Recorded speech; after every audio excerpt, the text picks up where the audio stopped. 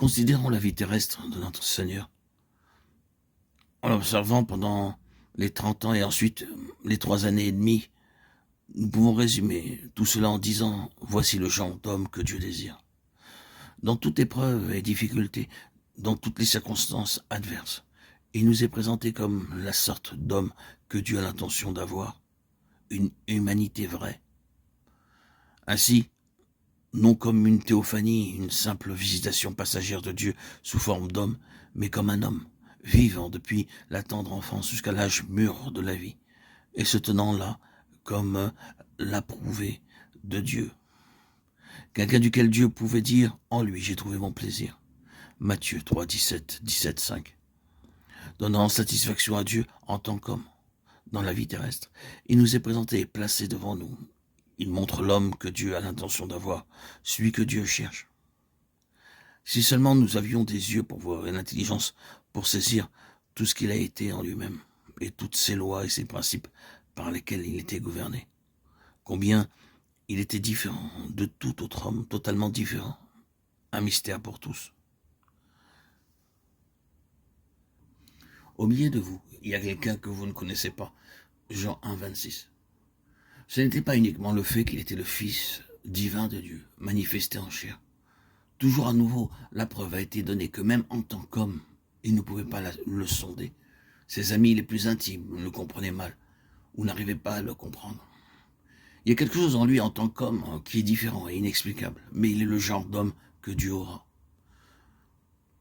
Je devrais peut-être dire ici en guise de parenthèse que dans une certaine mesure, une petite mesure peut-être, mais une mesure très réelle, ceci est ou devrait être vrai de tout chrétien. Le monde ne nous connaît pas parce qu'il ne l'a pas connu. Jean 1, 10, 16, 3, 1, Jean 3, 1, B. Il devait y avoir dans tout chrétien véritable, quelque chose que le monde ne peut sonder, quelque chose qu'il est inutile d'essayer de faire comprendre au monde, car il ne le pourra jamais. Il y a quelque chose de différent. Nous n'avons nul besoin d'essayer d'être différents, singuliers et bizarres, car nous le serons à coup sûr, si nous continuons de marcher avec le Seigneur. Nous arrivons ensuite à la croix, et nous distinguons 3 choses dans la croix. D'abord, un homme, une sorte d'homme démasqué. La croix du Seigneur Jésus est une exposition terrible, un dévoilement de l'homme tel qu'il est. Si jamais l'homme a divulgué ce à quoi il ressemble, montré ce qu'il est, ce dont il est capable, il l'a fait à ce moment-là.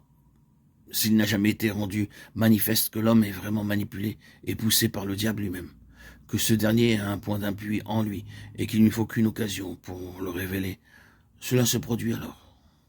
Ne pensons pas, oh, c'était des gens vraiment terribles. Nous sommes tellement différents d'eux. Nous ne ferions jamais cela. Attendez jusqu'à ce que nous soyons mis à l'épreuve. Il n'y a rien dont nous sommes capables si les circonstances sont telles qu'elles permettent de dévoiler les profondeurs du péché qui existent dans nos natures et qu'elles nous sortent de notre réserve. Oui, l'homme a été exposé dans la croix. L'homme a été classé. Il fut manifesté ce qu'est l'homme, de quoi il fait partie, et qu'il a été mis dans sa propre catégorie. N'est-il pas vrai dans notre propre cas en tant que chrétien qu'en venant à la lumière du Saint-Esprit pour comprendre réellement quelque chose de nos propres cœurs, pour nous connaître dans une certaine mesure, n'est-il pas vrai que nous savons d'où nous sommes? Sans la miséricorde et la grâce de Dieu, nous savons où nous serions à la fin. Nous irions en notre propre lieu, l'endroit auquel nous appartenons.